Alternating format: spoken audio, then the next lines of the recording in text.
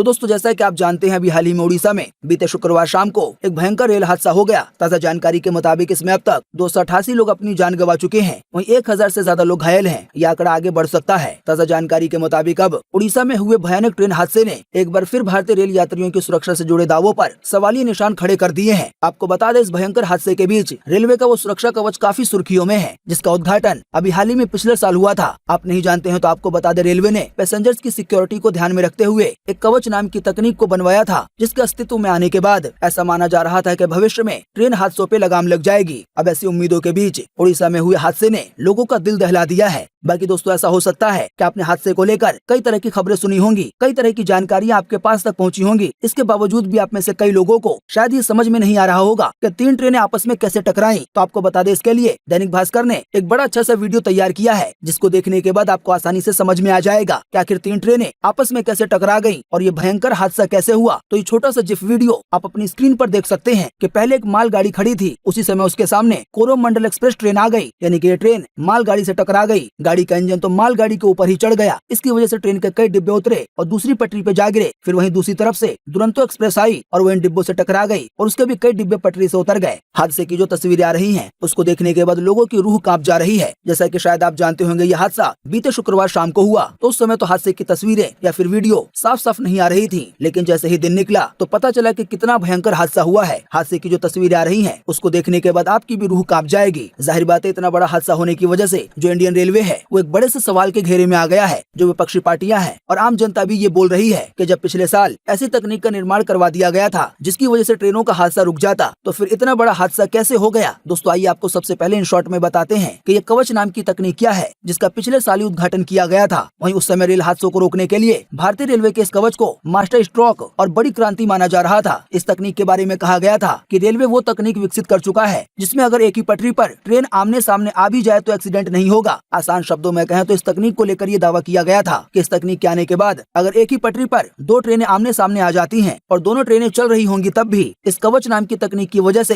कुछ मीटर की दूरी पे ट्रेन अपने आप ही रुक जाएगी। रेल मंत्रालय ने उस समय बताया था कि इस कवच तकनीक को धीरे धीरे देश के सभी रेलवे ट्रैक और ट्रेनों में इंस्टॉल किया जाएगा। बात यह है कि इस तकनीक का इस्तेमाल करने के लिए कुछ ऐसे टूल्स वगैरह हैं, कुछ ऐसी चीजें हैं जो कि पटरियों पे लगानी है और कुछ ऐसी चीजें हैं जो कि ट्रेनों में इंस्टॉल करना है। अब जब लोग इस उड़ीसा हादसे को लेकर इस कवच नाम की तकनीक के बारे में सवाल उठा रहे हैं, तो इसके जवाब में एक अधिकारी की तरफ से बताया गया है कि उड़ीसा में जिस पटरी पे यह हादसा हुआ है, यानी कि 2 ट्रेनें आमने सामने आ गई और भयंकर टक्कर की वजह से भयानक हादसा हो गया, तो बताया गया उस पटरी पे, उस ट्रैक पे फिलहाल कवच नाम की तकनीक लगी हुई नहीं है। इसी की वजह से ये बड़ा हादसा हो गया। बाकी दोस्तों आपको बता दें, इस हादसे में जिन भी लोगों ने जान गंवाई है या जो भी लोग घायल हुए हैं या जो भी लोग ठीक हैं, पर जो उनके परिवार वाले हैं, तो उनमें से कईयों को पता नहीं चल पा रहा है कि उनके जो परिवार का सदस्य है वो ठीक है या नहीं। इसी की वजह से प्रशासन ने कई हेल्पलाइन नंबर जारी किए हैं, जो कि अभी आपकी स्क्रीन पे दिखाए जा रहे हैं। इसी की वजह से मैं आपसे रिक्वेस्ट करना चाहूंगा कि आप इन नंबरों को, इस वीडियो को ज्यादा से ज्यादा शेयर करें व्हाट्सएप पर, फेसबुक पर। वहीं दोस्तों अगर आप इस वीडियो को आखिर तक देखकर इसको लाइक करते हैं तो ये वीडियो अपने आप ही हजारों लाखों लोगों तक पहुंच जाएगा और जिन लोगों को इन नंबरों की जरूरत है उनको ये नंबर मिल जाएगा। तो इसी वजह से वीडियो को अंत तक देखकर लाइक करना ना भूलें, ताकि ये वीडियो ज्यादा से ज्यादा लोगों तक पहुंच सके। दोस्तों आपको बता दें, मार्च 2022 में इस कवच नाम की तकनीक का सफलतापूर्वक टेस्ट भी किया गया था। उस समय टेस्ट के दौरान 2 ट्रेनों में से एक ट्रेन में रेल मंत्री अश्विनी वैष्णव खुद सवार थे,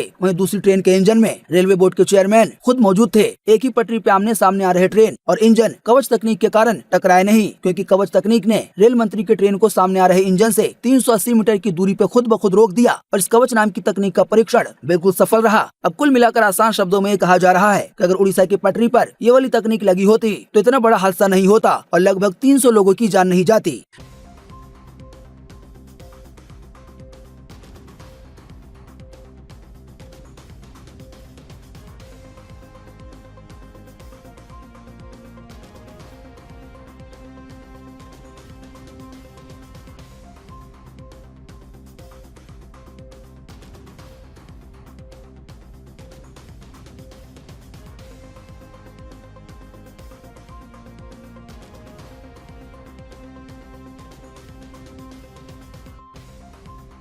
तो दोस्तों उम्मीद करते हैं कि आज की इस वीडियो से आपको काफी कुछ जानकारी मिली होगी।